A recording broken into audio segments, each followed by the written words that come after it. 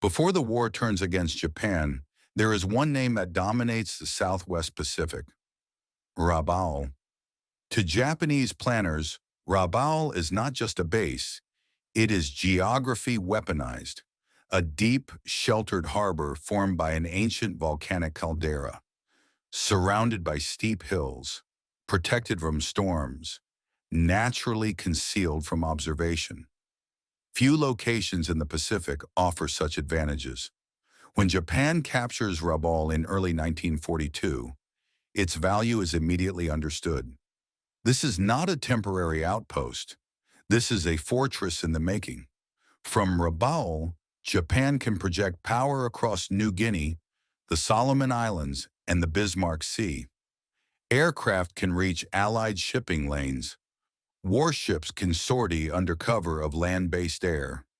Submarines can refuel and disappear back into the ocean. Japanese officers begin calling it the Gibraltar of the Pacific, and they mean it literally. Engineers arrive by the thousands. Runways are carved out of jungle and ash. Anti-aircraft guns are emplaced on ridgelines. Tunnels are driven into volcanic rock. Fuel dumps, ammunition stores, and command centers vanish underground. Rabaul becomes more than a base. It becomes a self-contained military ecosystem. By late 1942, tens of thousands of troops are stationed there. Naval units, air squadrons, logistics personnel, construction battalions. Everything required to sustain large-scale operations without relying on the Japanese home islands. To Tokyo, Rabaul is not meant to fall. It is meant to anchor the entire southern defensive perimeter. If Rabaul holds, Japan holds the Southwest Pacific. If Rabaul falls, the perimeter collapses. This belief shapes every decision that follows. Resources continue to flow into the fortress, even as the war elsewhere grows desperate. Aircraft, ships, men, all are committed to maintaining Rabaul's dominance. What Japanese planners do not yet realize is that the nature of war is changing. Fortresses no longer fall only when they are assaulted. Sometimes they fall when they are simply left behind. Once Rabaul is secured, Japan does not hesitate. The transformation begins immediately.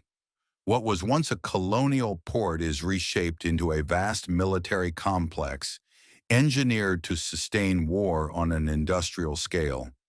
Thousands of laborers, engineers, and soldiers arrive. Construction never stops. Day and night, the island is cut open, reinforced, and hollowed out. Air power comes first. Multiple airfields are carved from jungle and volcanic ash. Runways are extended, hardened, and camouflaged. Dispersal areas spread aircraft across hillsides and tree lines. Underground fuel storage ensures operations can continue even under attack.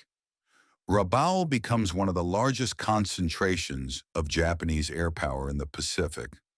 Then come the defenses. Anti-aircraft guns ring the harbor and climb the surrounding ridges. Searchlights, radar stations, and observation posts are positioned to create overlapping fields of fire. Approaches by sea are covered by coastal artillery and naval patrols. But the true heart of the fortress lies underground. Tunnels are driven deep into volcanic rock. Command centers disappear beneath the surface. Ammunition depots, hospitals, repair workshops, and barracks are buried where bombs cannot reach. Entire units can move unseen beneath the hills. This is not improvisation, it is doctrine. Japanese planners believe that air power can be absorbed, that bombardment can be endured. Concrete and stone will outlast enemy pressure. The fortress is designed to survive not days or weeks, but years. By 1943, more than 100,000 troops are stationed in and around Rabaul.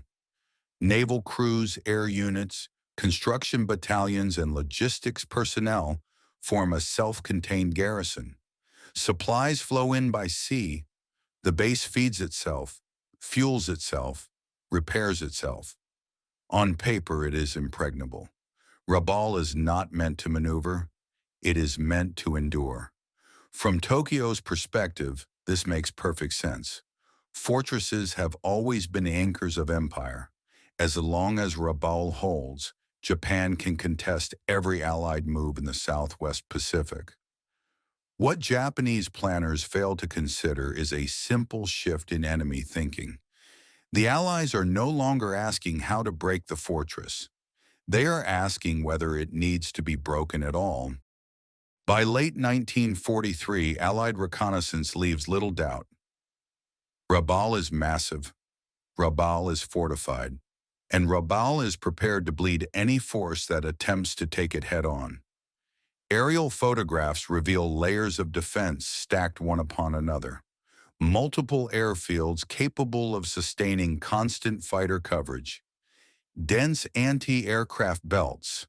Naval facilities protected by both geography and concrete. Beneath it all, a labyrinth of tunnels immune to surface destruction. To attack Rabaul directly would require an invasion on a scale rivaling the largest amphibious operations of the war. The numbers are sobering. Tens of thousands of Japanese troops entrenched in ideal defensive terrain. Approaches dominated by air power. Beaches narrow and exposed. High ground overlooking every possible landing zone. Planners run the calculations. Casualties would be catastrophic. Experience has already taught painful lessons. Guadalcanal shows the cost of confronting a well-prepared Japanese garrison. Tarawa demonstrates what happens when concrete, artillery, and determination meet assaulting infantry. Rabaul is all of those problems, multiplied. And unlike earlier objectives, Rabaul does not need to be taken to advance the war. This realization marks a quiet turning point. The Allies begin to reassess the purpose of fortresses themselves. A base, no matter how strong, only matters if it can influence events beyond its perimeter, if it can strike, supply, and maneuver. Rabaul's strength is also its limitation. It is static. Every aircraft based there must take off and land on known runways. Every ship must enter and exit a confined harbor.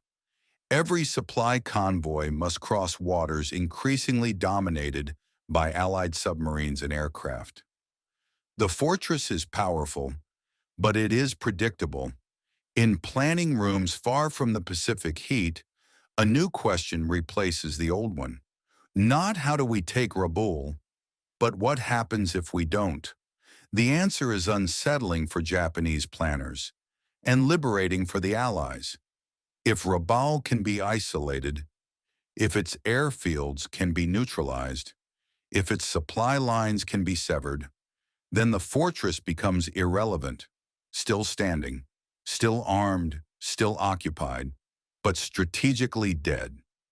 The Allied reality check is complete.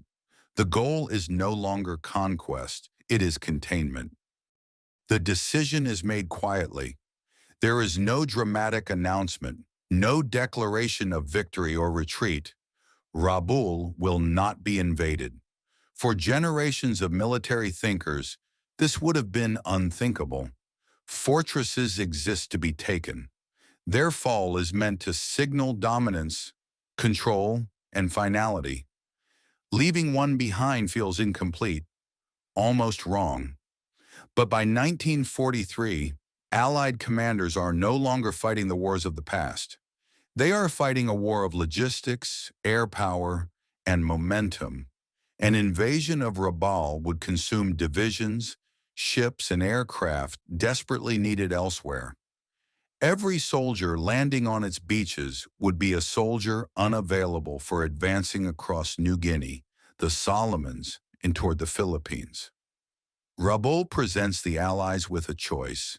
Spend enormous resources to capture something that is already strategically contained, or move past it and force the enemy to react. They choose to move. The concept is simple, but revolutionary.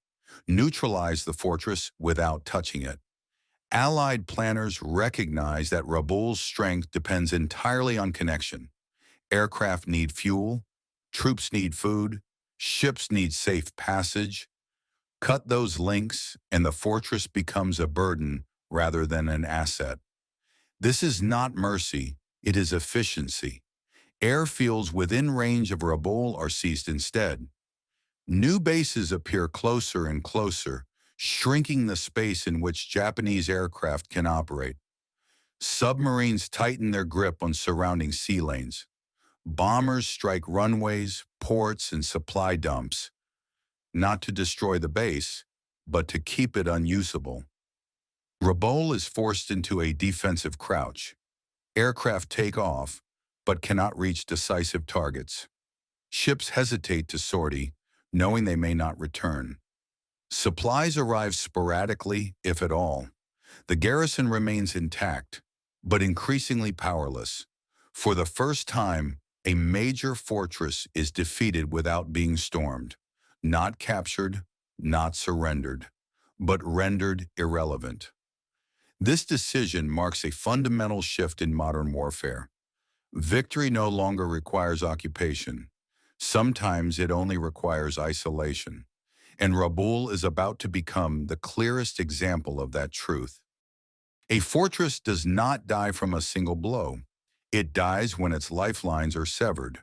For Rabaul, those lifelines stretch across open water and exposed air routes, fuel convoys, ammunition ships, food transports, replacement aircraft. Every element that sustains a massive garrison must arrive from outside. The Allies begin by targeting those connections. Submarines take station along the sea lanes, leading into the Bismarck Sea. Patrol aircraft expand their reach. Shipping losses mount quietly at first, then relentlessly. Transports vanish without fanfare. Tankers burn at sea. Cargo meant for Rabaul never arrives.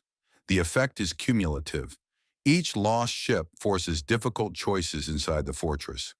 Fuel is rationed, training flights are reduced, aircraft are grounded to preserve what little remains. Naval units become reluctant to sortie, knowing resupply is uncertain. At the same time, Allied air power tightens its grip. Bombers do not focus on annihilation. They focus on disruption. Runways are cratered again and again. Repair crews work constantly, only to watch fresh damage undo their efforts. Supply dumps are struck just often enough to prevent stockpiling. Rabaul begins to feel smaller. Its airfields operate, but never freely. Its harbor functions, but never safely. Every movement risks detection.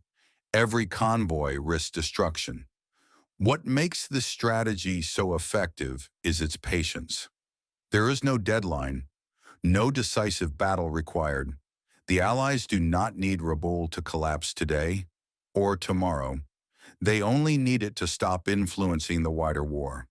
And slowly it does. Japanese aircraft based at Rabaul find fewer opportunities to strike. Their range is limited. Their numbers decline. Losses cannot be replaced. Experienced pilots are irreplaceable. Machines can be built, but not delivered. The fortress remains heavily garrisoned, but its outward reach shrinks month by month. By cutting the arteries, the Allies change Rabaul's role entirely. It is no longer a threat. It is a sinkhole. Men, resources, and effort continue to flow in, but nothing of strategic value flows out. The fortress still stands, but it is beginning to starve. For a fortress built on air power, losing the sky means losing control. By late 1943, the airspace over Rabaul is no longer contested. It is dominated. The change is not sudden, it is methodical. Allied fighters begin appearing in greater numbers. longer-range aircraft escort bombers deep into Japanese-controlled territory. Radar stations feed early warnings, interceptors scramble, but too late, too often. Japanese pilots rise to meet the attackers, but the balance has shifted. Fuel shortages limit training hours. Replacement aircraft arrive damaged, incomplete, or not at all. Veteran pilots are forced to fly repeated missions with little rest, while inexperienced replacements are rushed into combat unprepared. The air battles over Rabaul become increasingly one-sided. Each engagement costs Japan pilots it cannot replace. Each loss reduces the defensive umbrella protecting the harbor, the airfields, the supply routes. Aircraft that once ranged freely across the Solomon Sea now struggle to defend their own base. Allied bombers exploit this weakness. Raids grow larger, altitudes vary, attack profiles change unpredictably. Fighters strafe airfields before bombers arrive, catching aircraft on the ground. Hangars burn, fuel trucks explode, maintenance crews scatter. Japanese aircraft are destroyed not in heroic dogfights, but parked wing to wing on cratered runways. Rabaul's air defenses fire constantly, but effectiveness declines. Ammunition is finite. Barrels wear out. Radar installations are damaged faster than they can be repaired. Communications fail under repeated strikes. The psychological toll is severe. Pilots sleep beside their aircraft, knowing they may be destroyed before takeoff. Ground crews work through the night only to see their efforts erased by morning. Eventually, commanders face an impossible choice: keep aircraft at Rabaul and lose them on the ground, or withdraw them to safer bases, surrendering air control entirely. Many are pulled back, and with that decision, Rabaul's fate is sealed. Without air superiority, the fortress cannot project power. It cannot protect shipping. It cannot disrupt Allied operations. It can only endure. The sky above Rabaul becomes a corridor for Allied bombers, not a shield. The fortress still exists, but it is now exposed. Every fortress is built on a single assumption: that the enemy must come for it. By early 1944, that assumption no longer applies to Rabaul. Allied planners reach a quiet conclusion: capturing Rabaul would cost thousands of lives. The Japanese garrison is enormous. The terrain is hostile. The defenses, though weakened, are still formidable. But there is another option: ignore it. Instead of attacking Rabaul directly, Allied forces move around it. New airfields rise across the Solomon Islands. Amphibious landings leapfrog forward. Each new base places Allied aircraft closer to Japan. Without ever touching Rabaul, the fortress watches the war pass it by. Japanese commanders inside Rabaul understand what this means almost immediately. No invasion fleet appears on the horizon. No massive buildup signals an assault. Instead, Allied forces advance elsewhere, leaving Rabaul isolated but intact. It is a strategic death sentence. Rabaul was designed to dominate a region, to control sea lanes, to project power outward. But once bypassed, its massive garrison becomes a liability rather than a strength. Tens of thousands of troops are pinned in place, unable to influence events beyond their perimeter. Supplies continue to dwindle. Ammunition is hoarded. Fuel is reserved for emergencies that never come. Training ceases. Patrols shrink. Morale erodes under the weight of waiting. The fortress becomes a prison. Japanese high command cannot evacuate it. Allied air and naval superiority make large-scale withdrawal impossible. Reinforcing it would waste precious shipping and aircraft needed elsewhere. So Rabaul is left to endure. Allied bombers continue to strike, not to destroy, but to remind. Airfields are kept unusable, harbors remain unsafe. Any attempt to rebuild capacity is swiftly undone. Rabaul still exists on the map, but strategically it is already dead. The bypass strategy marks a fundamental shift in Allied warfare. Victory no longer requires annihilating every enemy stronghold. It requires neutralizing them and moving on. For Rabaul, this is the final humiliation. Once the spearhead of Japanese expansion, now an irrelevant island of concrete, steel, and starving men. The war will end without a single Allied soldier setting foot inside its defenses. Isolation does not arrive with explosions. It arrives with silence. By mid-1944, life inside Rabaul has settled into a grim routine. The bombing continues, but not constantly. The danger is no longer sudden. It is expected.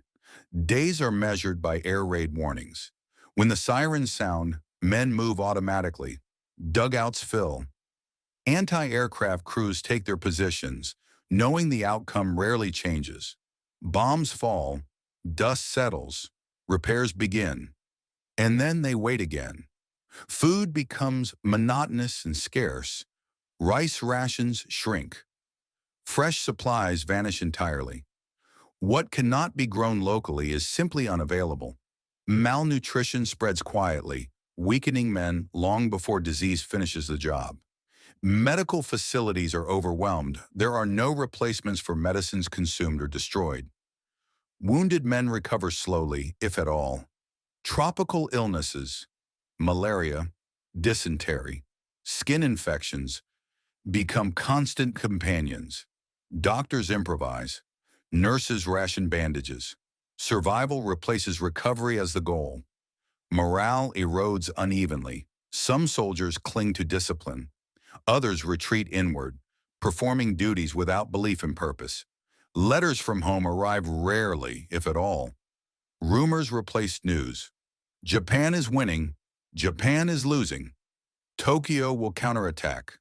Tokyo has abandoned them. No one knows the truth. Aircraft engines overhead now mean Allied planes, not friendly reinforcements. Japanese aircraft are seldom seen. When they are, they often leave and do not return. Training has stopped. There is nothing to train for. Commanders maintain the structure of an army, but without missions, without movement, hierarchy becomes ceremonial. Orders are issued because routine demands it, not because outcomes will change. The jungle presses closer. Abandoned positions are reclaimed by vegetation. Runways crack and disappear beneath weeds. Equipment rusts. Weapons degrade in humidity and neglect. Rabaul still contains tens of thousands of armed men, but they are trapped inside a war that no longer needs them. The fortress was designed for battle. Instead, it is enduring decay.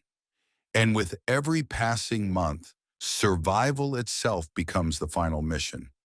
A fortress can survive. That does not mean it still matters. By late 1944, the strategic reality of Rabaul is no longer in doubt, even to those trapped inside it.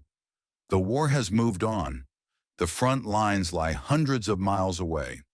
New battles are being fought over places whose names the garrison hears only through rumor. Rabaul is not part of those battles. Allied carrier task forces pass beyond its reach. Amphibious landings occur elsewhere. Air raids now serve a single purpose: containment. Not destruction, not conquest, just denial.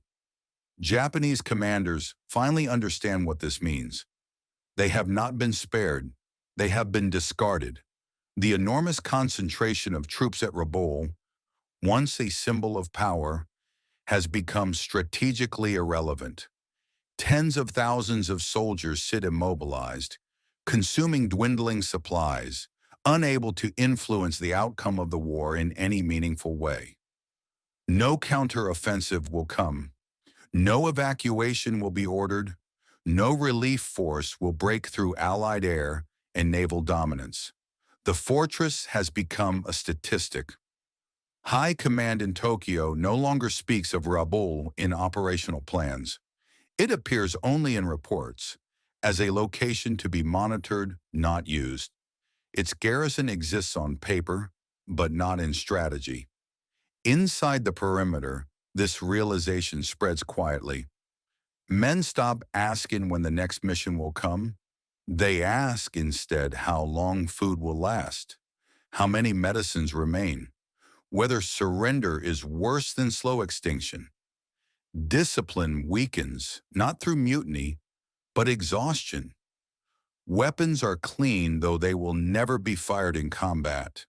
Positions are manned because routine demands it, not because attack is expected. Officers continue issuing orders that lead nowhere because the alternative is admitting the truth. The truth is simple. Rabaul is no longer a fortress. It is a warehouse of stranded manpower. The Allies have achieved something far more efficient than conquest. They have neutralized an entire enemy army without fighting it. And the men inside Rabaul now understand that the war will end, with or without them. When the war ends, it does not end everywhere at once. In August 1945, news of Japan's surrender reaches Rabaul slowly, imperfectly, and with disbelief. For years, the garrison has lived inside isolation, rumor, and routine. Now the final message arrives, not as an explosion, but as an order. Cease all hostilities. For the men inside Rabaul, the war ends without a final battle. No invasion fleet appears. No desperate last stand is required. The fortress that once dominated the South Pacific is simply finished. Tens of thousands of Japanese soldiers lay down their weapons. They are malnourished, exhausted. Many are ill. Some have not seen combat in years. Others never saw it at all. They had trained to fight an enemy who never came because they were never needed. Allied forces arrive cautiously, not as conquerors but as administrators. There is no resistance, no sabotage, no final defiance. Rabaul is occupied without a shot fired. What the Allies find is not a defeated fortress, but a hollow one. Airfields overgrown, artillery rusted in place, tunnels filled with debris and humidity, warehouses empty, aircraft stripped for parts long ago. The infrastructure of power remains, but the power itself vanished years earlier. Rabaul's fall is unlike most defeats. It was not taken, it was rendered irrelevant. The strategy that destroyed it did not rely on heroism or sacrifice, but patience, air superiority, logistics, denial. The decision to bypass rather than assault transformed Rabaul from Japan's strongest base into its greatest strategic dead end. After the war, historians will note the irony. Rabaul consumed enormous resources to build. Thousands of aircraft, guns, ships, and men were devoted to its defense. Yet none of it mattered once the Allies chose not to fight for it. The fortress survived the war intact, but it lost everything that made it a fortress.